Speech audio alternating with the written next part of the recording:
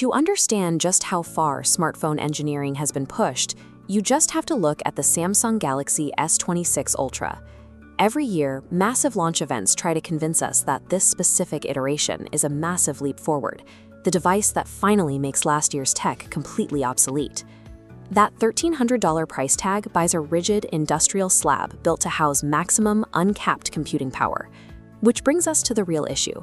The question isn't whether the S26 Ultra is powerful. It is. The question is whether that level of power actually matters for the way you use your phone.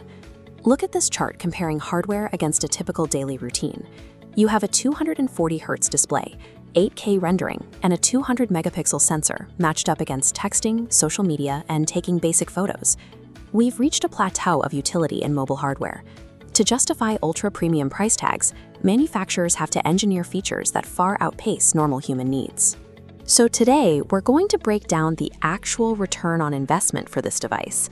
We'll map out 3 distinct types of users to figure out if this phone is computing heaven or just an incredibly expensive piece of overkill. Let's start with the raw engine of the phone, the combination of processing power and battery endurance. Mobile workflows have become demanding enough that keeping a device running smoothly requires incredibly dense silicon, like the Snapdragon Elite Gen 2 chip.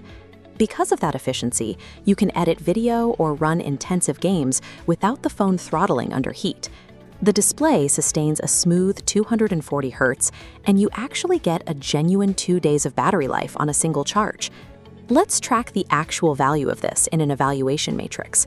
The input is that Elite Gen 2 processor, and the tangible outcomes are multi-day battery life and 0 thermal throttling.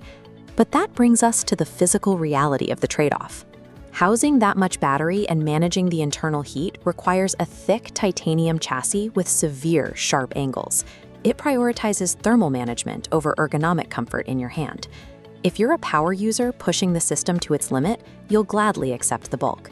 But if you only use basic apps, you're carrying around the cooling system for a high-performance engine that you're never actually going to rev up.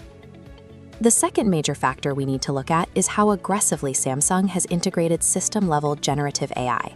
They've built in a suite of tools that range from translating phone calls in real time to deeply altering the contents of your photos, to circling anything on your screen to immediately look it up. For someone who treats their phone as a mobile workstation, the outcome here is a massive gain in efficiency. Tasks that used to require jumping between multiple apps now take a single tap. Adding this to our matrix, the Galaxy AI system directly outputs high-level workflow automation. But the cost of that automation is a noticeable loss of user agency. The system is so deeply involved that it frequently tries to make decisions for you. You see this most clearly in photo editing. When the software automatically removes objects or fills in backgrounds, you transition away from capturing a realistic memory and start creating an AI-generated interpretation of what happened. It is a productivity powerhouse for specific professionals, but for many others, having the phone constantly step in makes the entire experience feel artificial and overprocessed. Our final evaluation factor is the camera system, specifically the massive 200-megapixel primary array and the extreme telephoto zoom. The technical capabilities here are staggering. You can pull legible text from buildings blocks away, and the low-light performance produces video that genuinely looks cinematic. Yet, having a Hollywood-tier camera in your pocket only matters if your daily life requires Hollywood-tier framing. Looking at the matrix, the 200-megapixel sensor provides the clear outcome of extreme zoom and premium night video. But the sacrifice is the physical footprint. You're carrying around a camera module that is almost as thick as the phone itself. And if your primary destination for these photos is an Instagram story or a compressed text message, the extra detail generated by those massive sensors becomes completely invisible. The S26 Ultra absolutely houses the most capable mobile camera system on the market right now. It's just that for the average person, it's far more technology than your camera roll actually requires.